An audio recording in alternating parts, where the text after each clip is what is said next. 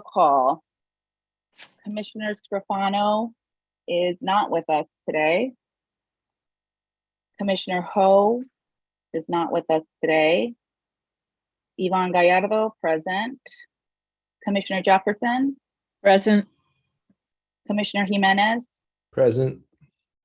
Commissioner Paquette, don't believe he's with us today, and Commissioner Vincent.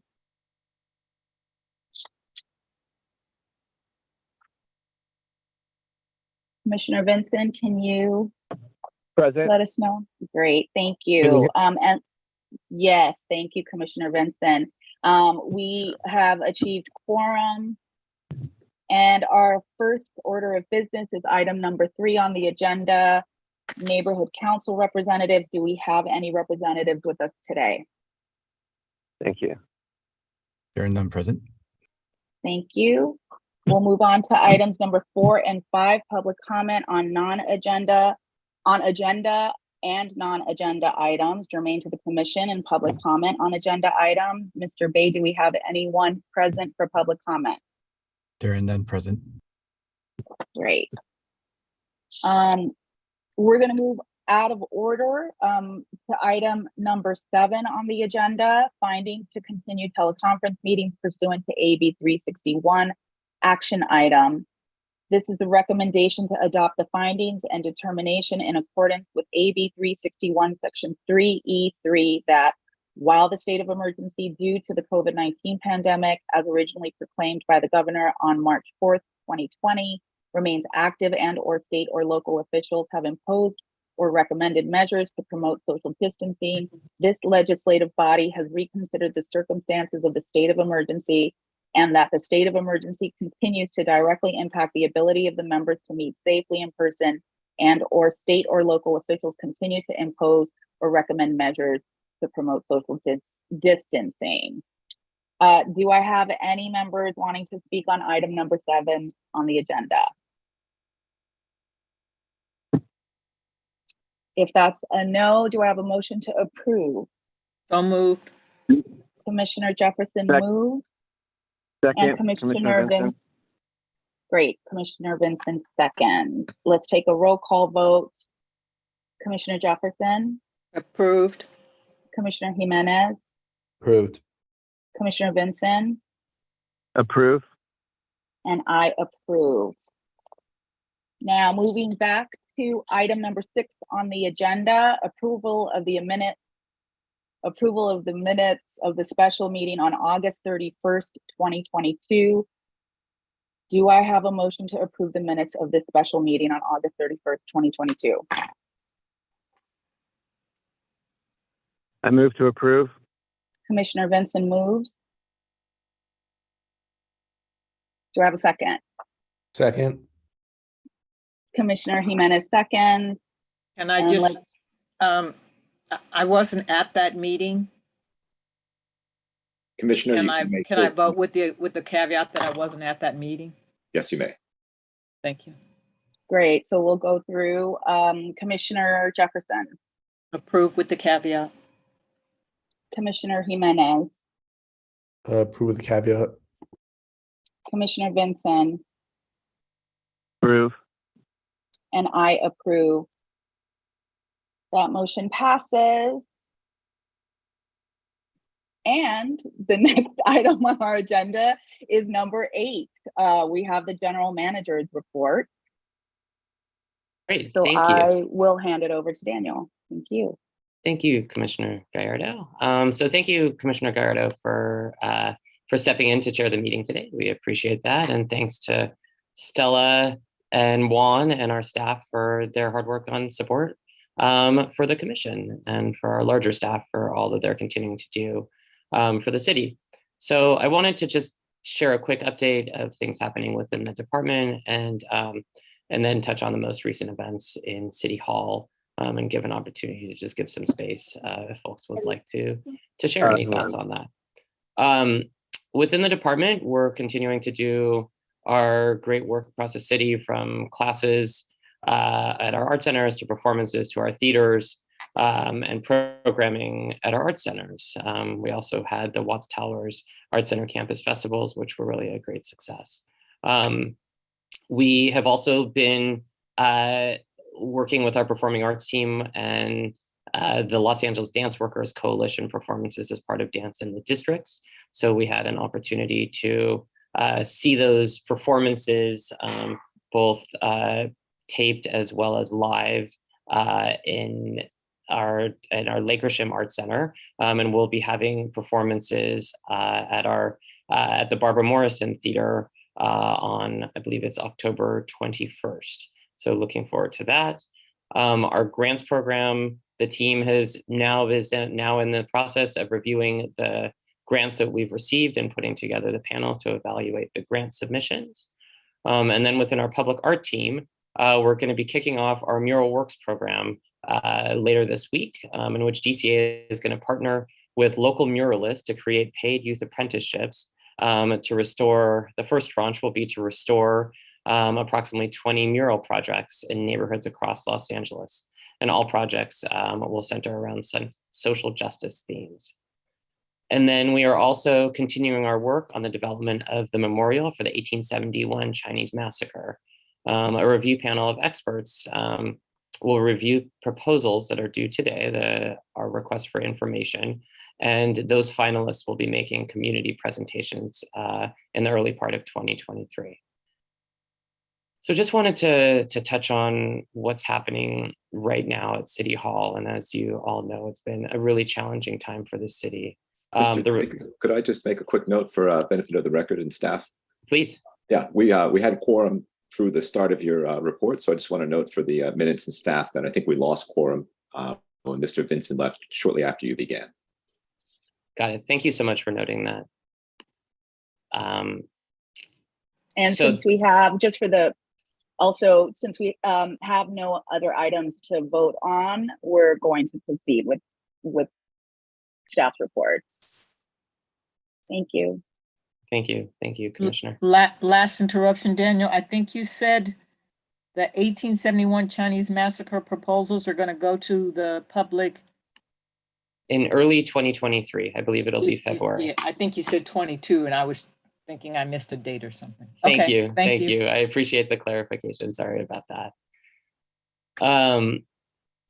So the release of the audio from several council members who made the racist and homophobic remarks are truly unacceptable. And it's just been so terribly disheartening and divisive across the city. So DCA continues to remain committed to using the power of arts and culture to support our city's residents and visitors, to support healing, community, belonging, and stand strong to uphold our core values of inclusion, diversity, equity, excellence, and access. So I wanted to just kind of share that with you and then just check in and open up some space for a moment to see if anybody else wanted to share any thoughts. Do other commissioners want to comment on the general manager's report? First off, I just wanted to commend you guys on everything that got done this summer. There was so much that happened and a lot of great progress. And if there wasn't so much hugaboo going on throughout all of politics nationally, you'd probably get even more attention. So first off, just bravo. And for the invitations that you gave to us to be at some of the events. I know that I was not available at the time, but not only do I appreciate it, but just please feel free to continue to send because I would like that. And then lastly, I was just going to say, if ever there is a cultural competency teaching moment, this is probably the one. And for all the progress that has been made, it's been a very disheartening couple of days. I've had conversations with people who are in other parts of the country and in other cities in California, but also in other parts of the country, especially after we made national news. It was like, wow. Including conversations with friends that I have who are native to Oaxacan and to other areas. And and having conversations around language and context and interpretation, translation in context, etc.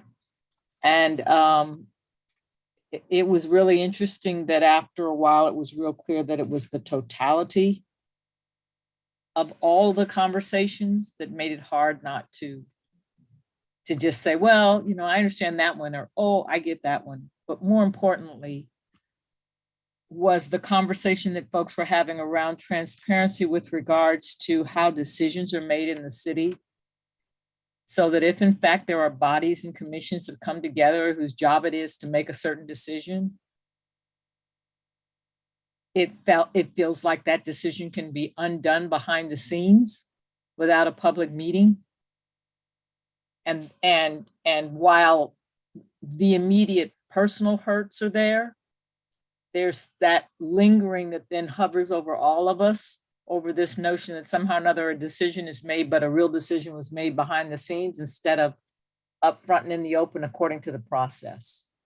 So after we get past who does or doesn't have to resign, and because they said something stupid and terrible, and, you know, they lived their biases instead of figuring out how to get rid of them. It's the notion that a process can then be changed behind the scenes that is going to linger on and impact all of us, I think. And then the last part I'll say about that, and I'm not trying to get into I'm deliberately not getting into mayoral politics, but I am saying that in the course of what has been the mayoral campaign, the constant assessment before this happened, language that said that all people in City Hall were corrupt, really already had me screaming as a commissioner. Because it felt like, well, wait a minute, you mean all of us? Even those of us who come here and do this and we're not paid? So there were multiple things going on before that happened that were really making it feel like, wow, all city employees and the volunteer commissioners and those who sit in seats must really be feeling awful about the way they're being referenced. So that by the time this came out, it was like, oh, great. You know, and then you add in, looks like somebody's changing what the policy was behind the scenes, and that makes it worse. So those are the things that have been floating in my head. Thank you, Commissioner Jefferson. Any other commissioners want to comment on? Yeah, sure. I will as well. I'll say for Commissioner Jefferson, thank you so much for your words. As always, they're spot on and incredibly thoughtful. And I'll just say this, you know, Commissioner Jefferson, you heard word from friends in other states. I heard word from friends in other countries. So, you know, it's become unfortunately an international embarrassment. And, you know, to me, I think my heart really breaks because there is so much trauma that people of color have faced.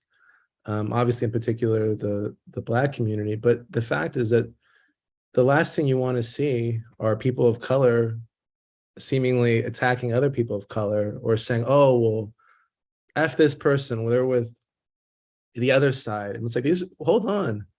These are both minority communities that have experienced so much trauma and so much hardship. And the last thing, you know, the last sentiment that should exist is that there is some kind of competition or some kind of a war or some kind of a conflict. It should be about, you know, coming together, obviously as all people of Los Angeles, but in particular, there should be additional empathy from people of color as they've experienced their own trauma. That should be, you know, that empathy should be given to people in other ethnic groups. So, you know, to me, it breaks my heart. I feel like there's a confidence that needs to be restored. I'm incredibly proud of the work that we do in this commission. such as the Crenshaw Art Project for Black artists. And I'm incredibly proud of all of the ethnically and culturally diverse work that we do, and I'm very proud to serve on a very diverse commission as this one with all of you. So thank you. Thank you, Commissioner Jimenez. I join you in your heartbreak. It's been, I think, tough for everyone to continue the work that we've all been doing amidst this dark cloud that is just triggering a lot of anger, a lot of trauma, as you mentioned. And I just had to write down my thoughts. So I appreciate the commission allowing me to share it with you all. As I said, anger, trauma is hanging over Los Angeles this week because of the divisive, racist, and homophobic comments made by Latino members of our city council and labor leadership. My heart also breaks for our residents who ultimately suffer from this lack of integrity and biased representation. I want to remind us all that in 2021, City Council unanimously voted to adopt an anti-racist framework in the city of Los Angeles as a long overdue response to the generational inequities that perpetuate racial disparities across city services and the region at large. Artists and our arts and culture sector have proven central to that work, and that work must continue with renewed vigor now. In my own swearing in as a commissioner, I shared that I would serve our arts and culture sector and the residents of the city of Los Angeles through a lens of diversity, equity, and inclusion, and that commitment remains a central tenet in my service. More personally, as a Latina cultural worker, I condemn the horrific and triggering comments that came from these individuals and have long fought the anti-Blackness, colorism, anti-indigeneity, and homophobia that sickens our Latino communities and only serves to divide our city. With that said, I believe accountability is love. I will also continue my own work and commitment to educate, call out, and work against anyone who spreads anti-Blackness, anti-indigeneity, colorism, or homophobia in my community and elsewhere. Individuals who advance these sentiments will never represent us. I just want to thank you all for the work that we all do together on behalf of the residents. And I hope that, again, accountability and healing can take place, and as we continue our work together.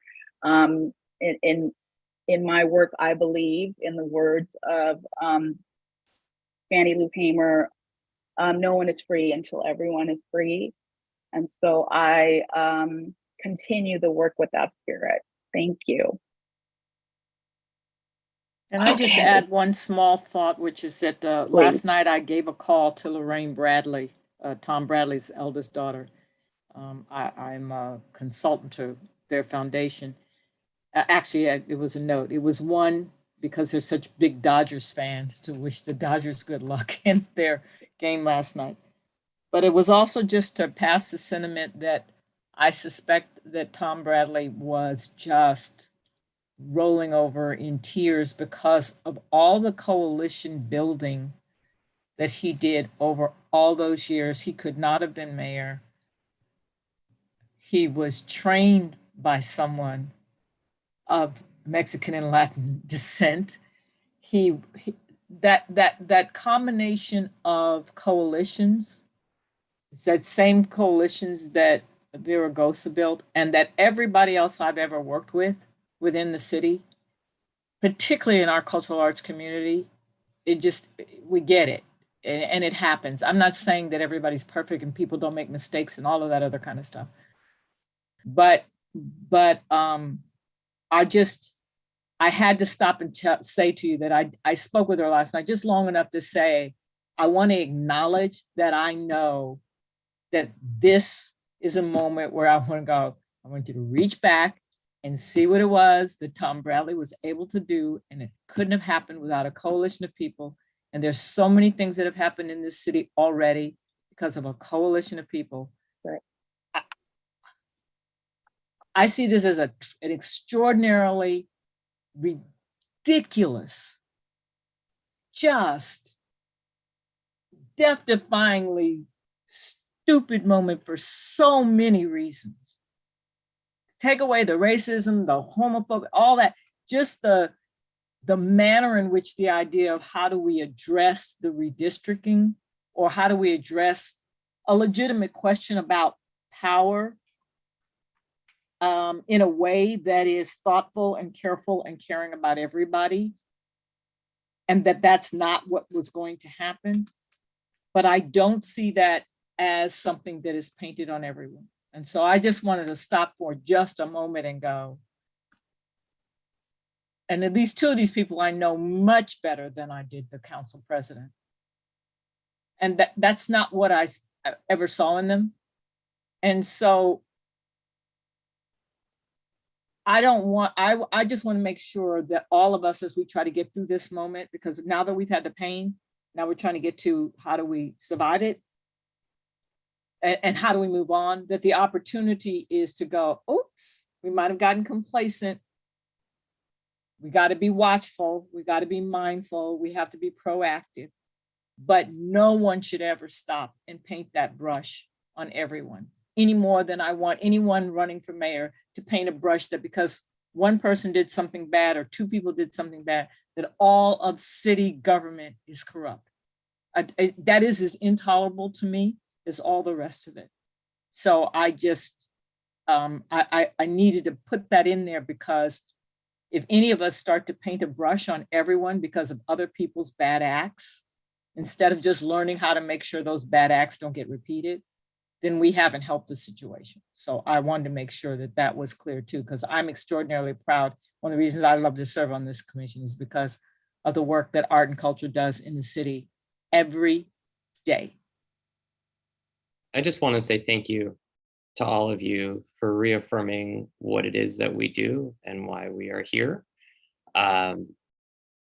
It is true, it is the work that we are going to be able to do together that will help get us through and will help us get us through to the other side. And I also just want to add to your point, Commissioner Jefferson, just want to say thank you to our staff, to the full DCA staff, for all of the work that they continue to do to be able to help support and reinforce and build these bonds within our communities and help strengthen the work that everybody does and is needed more than ever, and the power of arts and culture, and how that will be able to help with the healing and the coalition building again, and the work that we all do together. So again, deep gratitude to you all for your continued volunteerism as commissioners, and as public servants as well, and really your commitment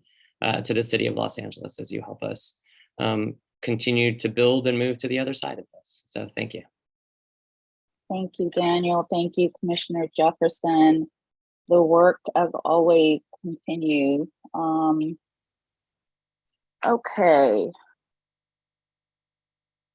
1 second, I'm just getting back to my notes here. Oh, thank you, guys. And I'll just say this too. I mean, when people ask me about what I love about this city, I mean, at the top, I always say I love the diversity. You know, we're one of the most diverse cities in the nation. And I think that's our strength. It's something that we should be proud of. So, yeah. I was born and raised Absolutely. here, so was my mother. So this is not a, Yeah. you know, this Me is like, too. what? Yeah. It's shocking and disgraceful to think it, the fact that these words somehow left a mouth and And exist kept in the leaving world. and kept coming, and they didn't, right, Yeah. yeah, no, I know. There was no one was left out. Armenians didn't get left out. Nobody got left out. So, I mean, equal opportunity, stupid. That's right. That's right. And again, just valuing the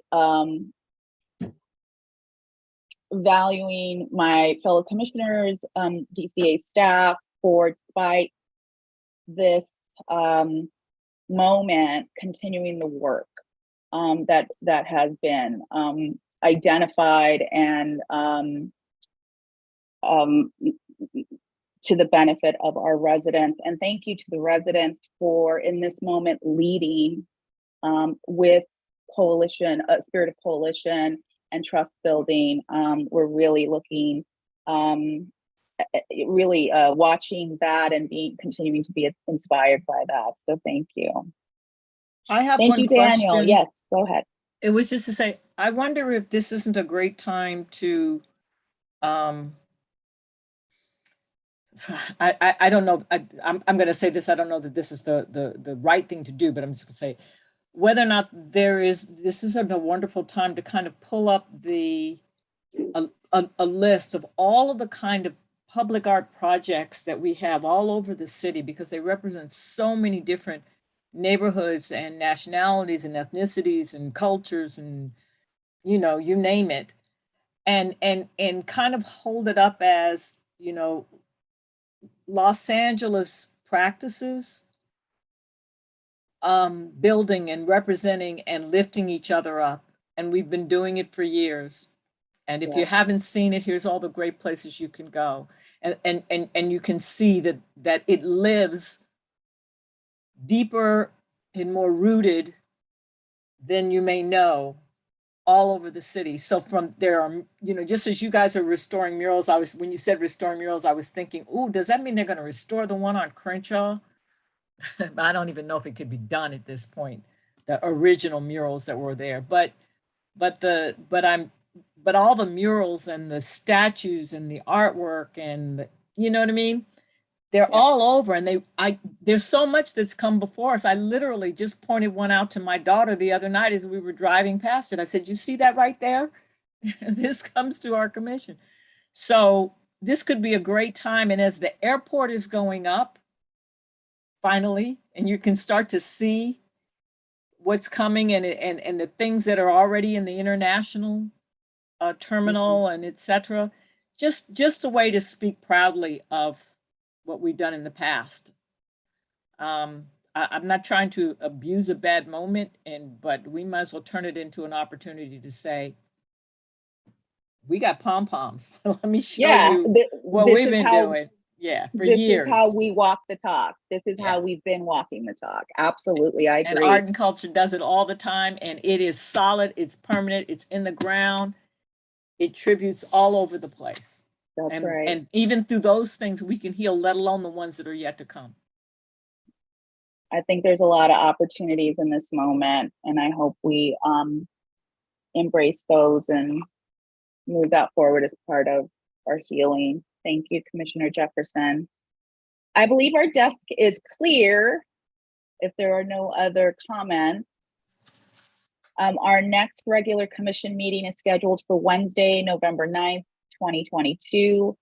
I want to make note that the deadline for submitting commission projects, including architectural, public art projects, streetlights, AGF, is Wednesday, October 19th, 2022. If there are no other announcements from our commissioners, can I get a motion to adjourn our meeting? So moved. Actually, we don't need to vote on. We don't You're need a right, motion. because we're Is not a that quorum. right? You're right.